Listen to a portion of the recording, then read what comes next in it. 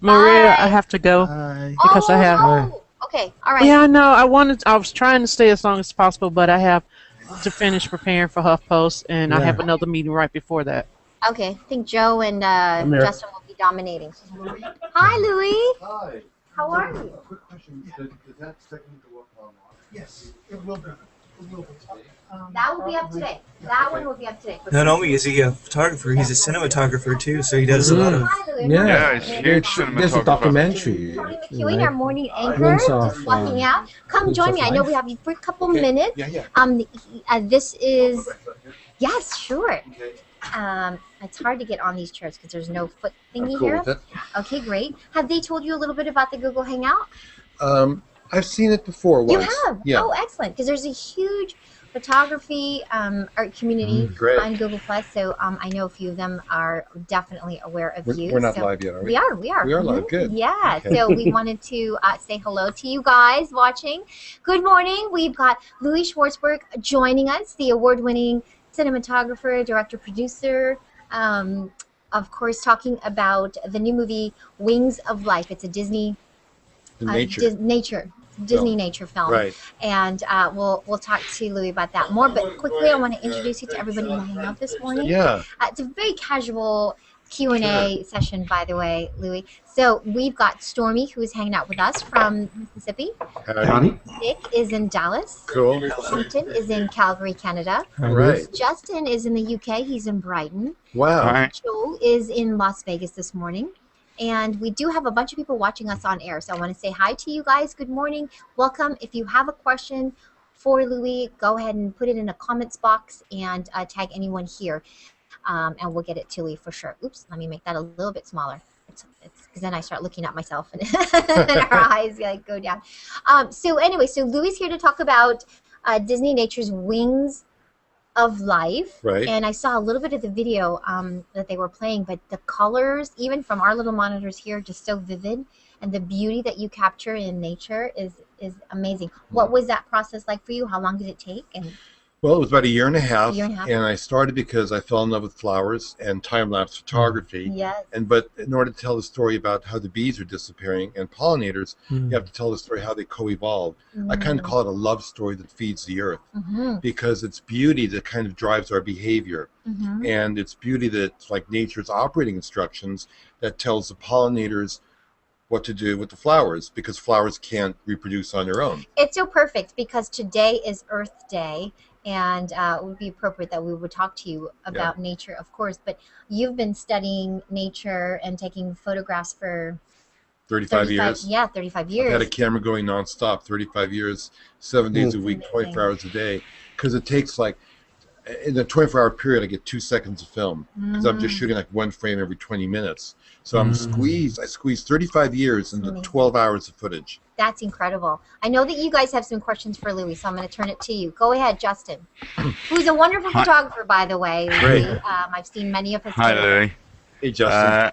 I'd like to ask you about your first experiences. The first thing I ever saw of yours that used footage of yours was early 80s Koyaanisqatsi. Yeah. And I wondered what made you specialize in time-lapse photography in the first place, because obviously it's so time-consuming. Yeah. Well, And, yeah.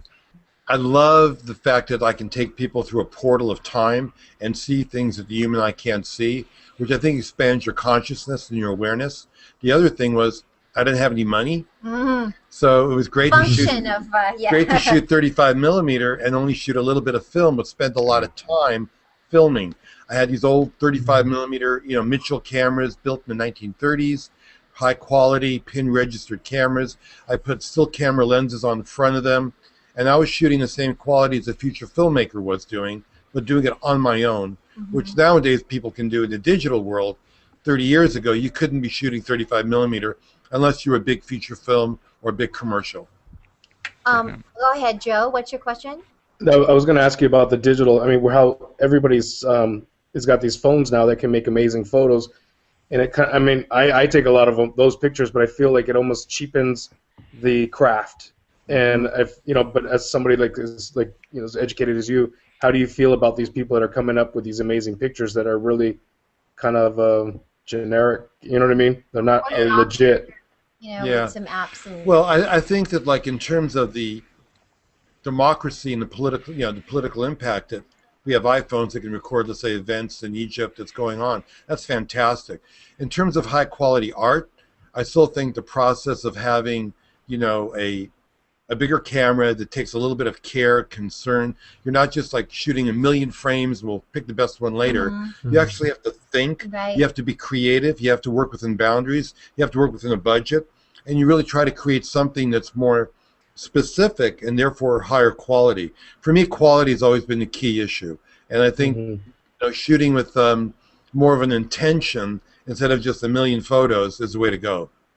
You, I'm sure, have a discernible eye and probably can tell the difference, right, between a digital photograph than a actual film photograph. I think I think more than a technical thing, again, it's the creative thing. It's the eye. It's the eye, the composition. Right. But also it's that spiritual feeling you get when you capture that moment. Mm-hmm. You want that emotion to go through the image. Right. And if you're just like clicking with a digital camera, randomly, like it's a snapshot. Mm-hmm. I just took a picture of you on my iPhone, which I should do right now anyways, to capture this moment. It's different than saying, I am moved. I want to communicate this incredible magic moment with as many people as possible. And therefore, I want to do it with care, with love, and with energy and with emotion. As far as composition, do you have one sort of rule of thumb advice for people who are amateur photographers and who want to, create their own art, I guess? Yeah, I mean, I would say nature's was my greatest teacher. I would say take a look at nature, because everything you want to learn about composition, color, texture, lighting, it's all there. I think we basically mimic nature in so many ways because, I mean, the fact that a face is beautiful because it's symmetrical. And the moment you're born as a baby, the first thing you see is another face. That's what we fall in love with. One of the things I've really learned is that beauty is nature's tool for survival because you protect what you fall in love with.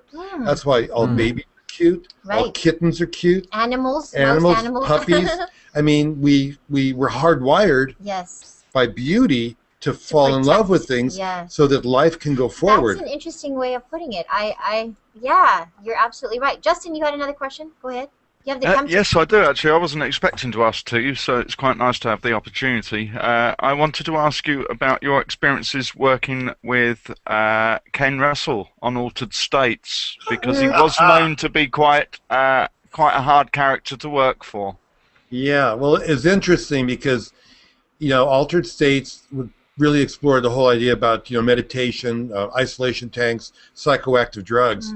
Ken never did any of that. He was more of an alcoholic. And I think they brought me in to bring a more of an organic perspective to that world, which I think deserves to be explored. Actually, my next film I'm working on is about mushrooms, how they can heal you, how they can feed you, how they can shift consciousness. And I think it's a world that deserves to be explored. As a matter of fact, they just found out that turkey tail is really effective for curing breast cancer. Turkey tail mushroom. Lion's tail for Alzheimer's disease. Yeah.